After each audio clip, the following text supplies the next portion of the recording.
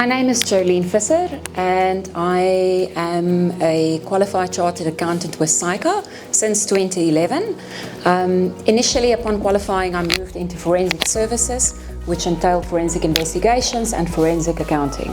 And in 2021, I shifted my focus and my career into loss adjusting within the insurance industry, where I'm currently still employed as a loss adjuster by Lloyd Warwick International South Africa, one of South Africa's leading loss adjusting firms.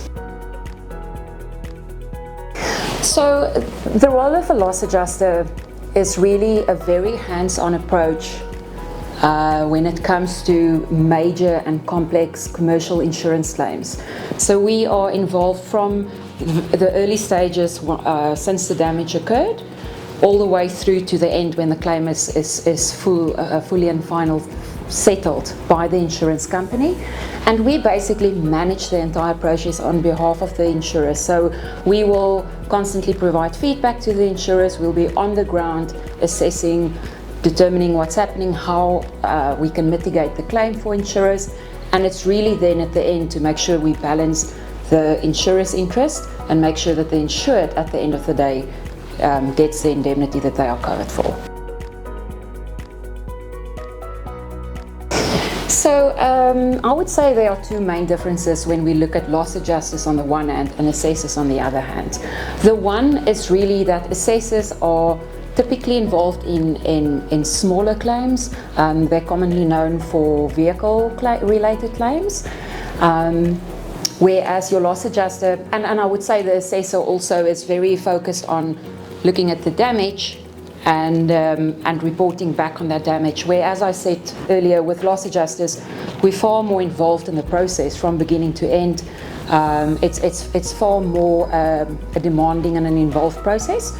And from a regulatory point of view, I do know that there are some bodies that assessors can belong to. But the main difference is that with loss adjusters and being required to register as a loss adjuster with your local or regional Institute of Loss Adjusters, those institutes not only connect regionally within your country, but also then to an international or global loss adjusting institution. And I would say from a regulatory point of view, that would be the main difference between the assessor and the loss adjuster. Loss adjusters are often perceived to adjust claims to the lowest possible amount, which isn't actually correct, because it's not the aim of adjusting it to the lowest possible amount, but that the claim is in fact reduced often by the involvement of a loss adjuster. That is the truth. And the reason why that happens is, I think there are three main reasons for that. Firstly, the insured is often not really well informed of exactly what cover they have in terms of the policy and what the mechanics of that policy really consists of, how that policy's cover is determined. So often when a claim is compiled, the number will come in very high, and when we then adjust that claim in accordance with the policy, obviously there is reductions coming from that. So that's the one thing. It is really to apply the policy and make sure that the cover and the amount that the insured is indemnified for is in fact in line with the policy. So understanding of the policy is often where it's perceived as, hold on guys, you are reducing my claim to the minimum, when that's actually not in reality the truth. I think the other reason as well is just because often in commercial claims, when an insured compiles a claim, they'll be quite optimistic in terms of how that business would have performed but for the loss event.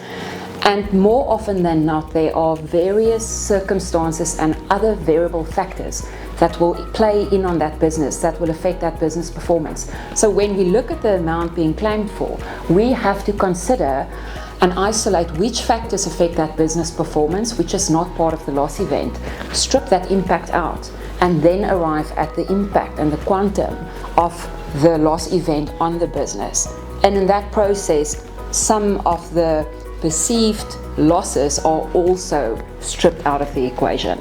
And then thirdly, I think something that a lot of insureds lose track of is when they take out insurance and when they renew their insurance policy, the bigger your deductible is or your excess, the lower your insurance premium. And that deductible and excess is the amount that you as the insured takes on the first amount that you take on yourself. So if you have damage below a certain value, you say, okay, that value is what I wouldn't worry about claiming. Anything above that. And often that deductible is actually quite large because it reduces the premium, but then in the event of a claim, the reality of the deductible steps in, and all of a sudden your claim is reduced by a significant amount because the insured lost track of the fact that there's quite a sizable deductible. So again, but I think that also just goes back to the mechanics of the policy and really understanding how the policy actually works. Commercial claims have a tendency to take quite some time to finalize. It's very much driven by the complexity of the claim itself, the complexity of the circumstances and the business operations. And I mean, again, there are so many reasons why that happens, and it's not to say that it should take forever, but if you think about the practical reality of adjusting a multi-million rand claim, you look at, first of all, understanding the business properly, because you can't determine the impact of a loss event on a big company if you don't understand the workings within that company, the production, the processes, the systems in place.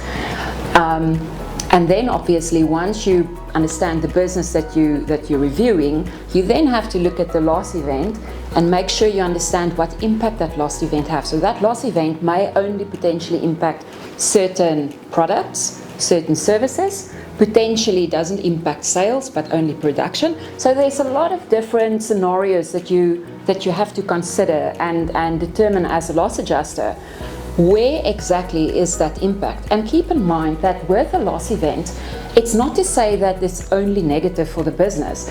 One area in the business can be negatively affected, say by a loss of sales of product A, but then it might, the same circumstances and that loss event might actually boost your sales in product B, so there's a gain again for the insured.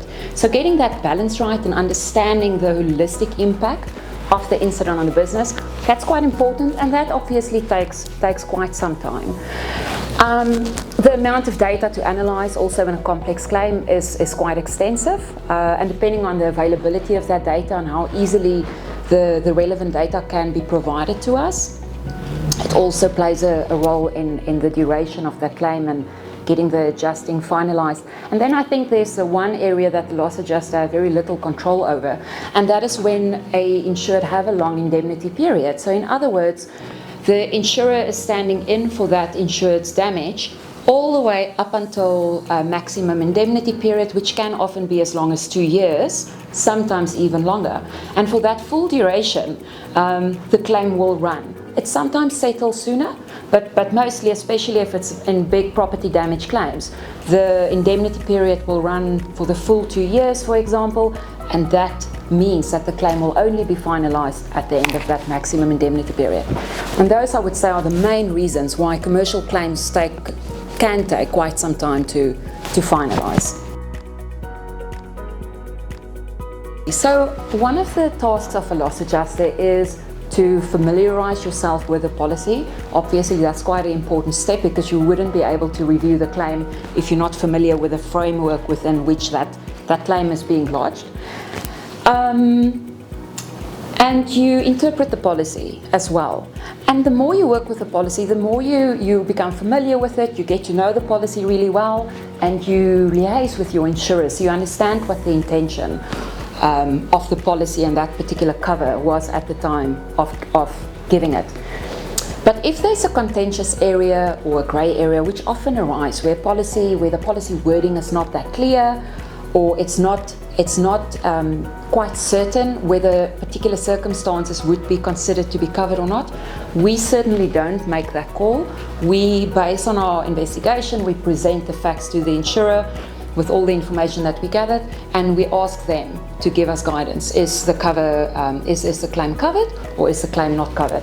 So really, we don't have that prerogative, that's for the insurer, but it's our job still to present them with the necessary information to consider whether that claim does in fact have coverage under that particular policy wording in play.